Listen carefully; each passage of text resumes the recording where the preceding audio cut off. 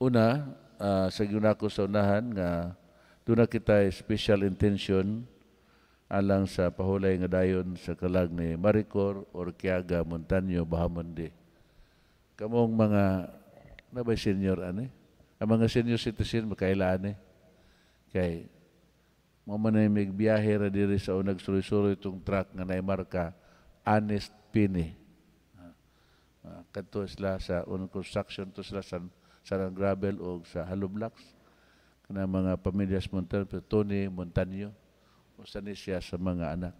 So namatay siya dito sa Amerika ug nihanyo ang iyang pamilya nga iapil sa pagmisa o nga sila karon tambong nining atong kasulugan sa Santos nga misa.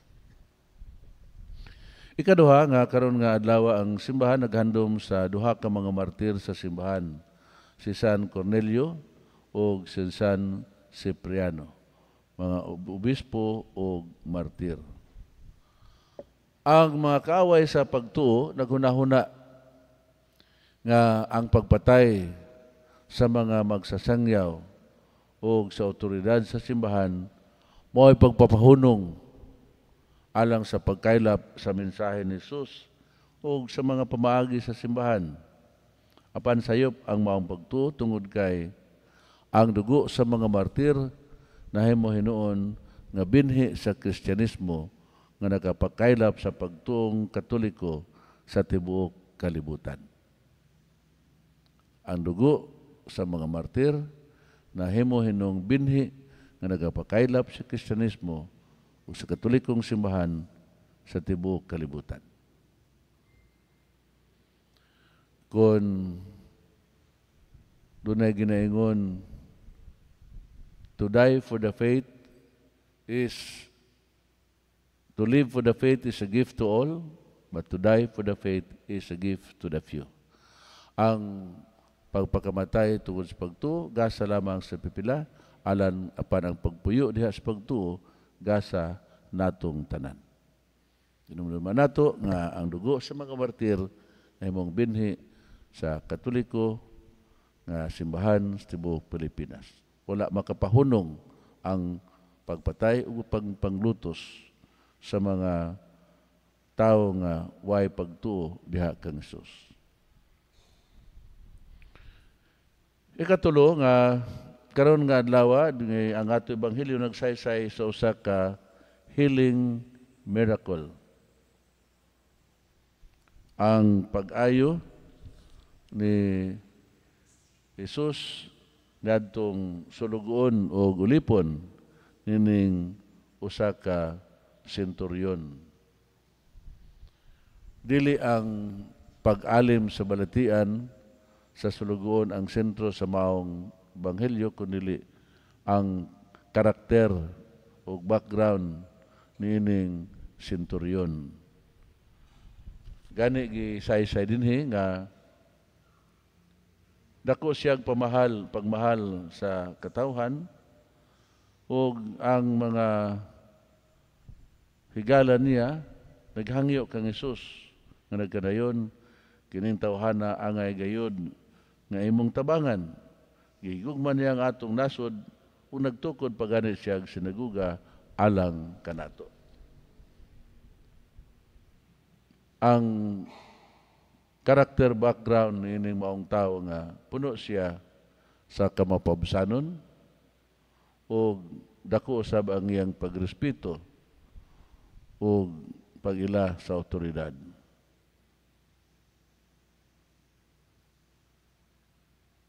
Kay matud pa ang mga elders miday kaniya o wala gayoy panagbangi nga nasinati nini maong tao ngadto sa baan mga Hudiyo. Bisan nga siya usa sa mga nagdumala nga Romanhon, usa ka opisyal nga Romanhon, apan ang mga katawhan nga mga Hudiyo walay reklamo bato kaniya. Gani giday pa nila siya nga ngayan gayud siya nga tabangan. Tungod siya ang pagatiman sa katawhan o gani sa paghimo og templo. Sa ito pa, kini siya usagayod ka maayong tao. Puno sa paglaom, o miadto siya kang Hesus aron pagpangamuyo nga ang iyahang masakiton nga sulugon, dili na kinahanglan nga moadto pa siya sa panimalay, iya lamang ipamulong o mamaayo ang iyang sulugon. Gato ka na nga gipadayag matag sa ulog nato sa Santos nga Misa. Ginoo, dili ko angay nga padangat kanimo sa akong balay, apan tuguti lamang nga mamaayo ako. Ang maong senturyon o opisyal, dako sa pagrespeto sa autoridad. Sa autoridad nga gihuptan ni Jesus kay siya mismo, matod pa niya ako sa aduna ubos sa usa ka opisyal. Kung suguon ko ang usa ka sundalo sa pag-adto dito, maadto siya. Kung suguon ko ang lain sundalo pagduol, kanako muduol siya. Dako ang iyang pagtahod o pagrespeto sa autoridad. Mao nga siya, sa iyang autoridad, naghatag siya og angayan nga panig-ingnan nga ang autoridad di ay kinahanglan magapalig-on sa kinabuhi, mapagapalambo sa kinabuhi. The authority that we have must be used to value life. To be life-giving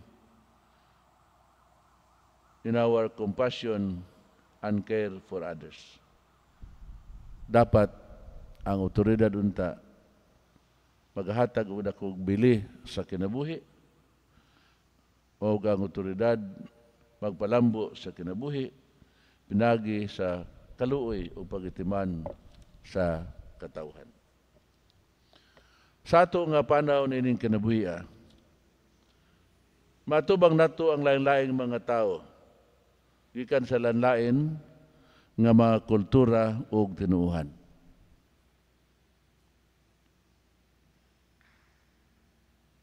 Bukas ba kita sa atong kaugalingon sa pagdawat sa nagkadain-lain o komun nga nato nga tinguha sa pagtabang alang sa atong isigataw. Sa pagpalawom ngadto sa kabugkos sa pagtabang sa atong isigataw, labi na kanila nga ninanglan. Ang ato ba nga pagtuo kang Kristo nakapalambo kanato aron nga mogakos kita ni bisan kinsang tao nga lahi ang iyahang tinuohan, lahi ang iyang kultura, apan nagpakita siya og kaayo sa iyang pagtagad ug pagatiman sa iyang kitaw, isig kitaw, ilabi na kanila nang inahanglan. Tungyampo nining Santos nga Misa nga bukas ang atong kaugalingon sa mga kahigayunan nga bisan unsang kultura o relihiyon ni tao nga ato'y kahibalag, mutahod kita mo respeto sa tumang pagpaubos o nga diha usab sa mga autoridad nga makamgo sila nga ang autoridad di ay usa ka kagayunan sa pagpalambo sa kinabuhi. Busa nga angayan nato nga sundon kining maong senturyon sa iyang pagkatao, sa iyang pagkamapabsanon o sa iyang pagatiman sa iyang isigataw. Bisan pa man sa simple niya nga sulugoon, gihatagan niyo kiniyog panahon aron maalim sa iyang balatian. Sa ngalan samahan sa Anak, sa Espiritu Santo. Amen.